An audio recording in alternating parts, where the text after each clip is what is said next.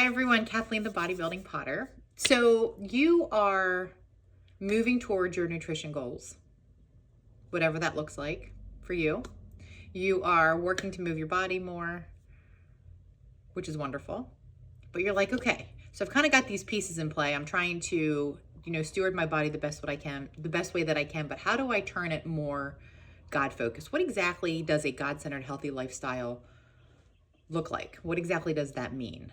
And I will say that there's a lot of layers to it. It's like the slowest peel of an onion, or some other analogy that's like that, because as you are focusing your health, as you're turning your health over from this internal me focus to a God-centered focus, you're giving it to Him, you have to unlearn all the ways that you've thought about taking care of your body.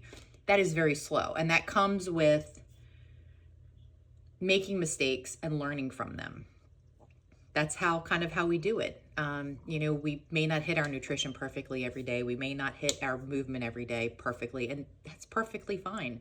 You are making strides toward unlearning this fast pace, has to be this perfect, has to be this amazing thing that the world teaches us. Everything micro specific, or the newest, latest trends, or the whatever. That could be a whole nother video. And focusing it on what God says about us, how we're supposed to live our life. And that rewiring takes time. As it starts to change in here, then this all filters out into not only your physical body, but every other area of your life. So I want to give you something that I have done since the beginning of,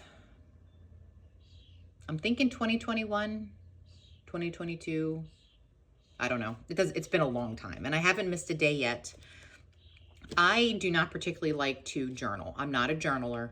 I never have been, which is even more ironic considering I don't particularly like to write, that I wrote a book, because I loved that. And I have a couple more books in the wings. So be looking for those here, hopefully within the next year. But I write down a blessing that happened in my life every single day, and I have yet to miss a day. If I'm on vacation, I write it on my phone, then put it in my book when I get home.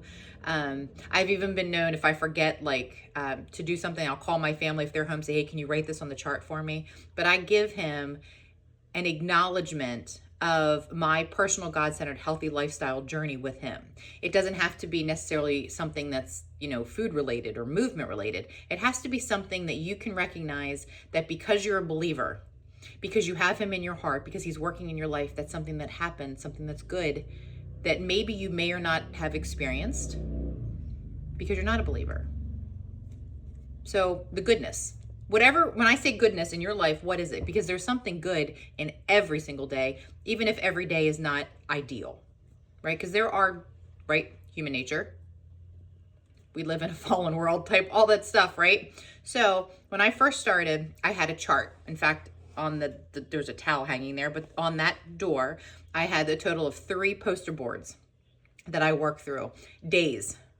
Poster boards. One was actually 1.5 pages, and I kept them. And I'd circle the day that I would create it, and then I'd write a blessing. And I'd write like things that happened. If it was, whether it was like losing weight or some other blessing, or, experiencing something that's awesome. And then the poster boards, I would try to do it, I'd mark the day. Every day I didn't have a blessing, though. I can't say I didn't have a blessing. Every day I didn't necessarily recognize it. And then what was happening is, as the charts grew, I'd go to the second one, I'd mark the day. The blessings exponentially grew. I was recognizing more and more of His work in my life. And the third chart, recognizing more and more. And I thought, I can't do a poster board anymore. I'm going to need like a full wallpaper door. So in 2024, my daughter gave me my very first book. She made me, so that I could start to write down the blessings in the book. So because they were getting bigger, I could see God's work in my life as my brain is being renewed. All the things that I'm able to experience because I'm taking care of myself. This is my second book. So I'll show you this is the cover. This is the one that was given to me. My daughter made this for me for last Christmas. And then I was actually able to start writing in it. And I'm not going to show you the entries, but I'll show you, because there's really no point in showing you the entries. But I actually started in March, because by the time I finished out the other book. And my handwriting is atrocious, but every day I write something in here. And I usually keep this part for something special. But every single day. And then I change the months and go again. And I put cards in there. And I have like emails from, there's an email from a client in there.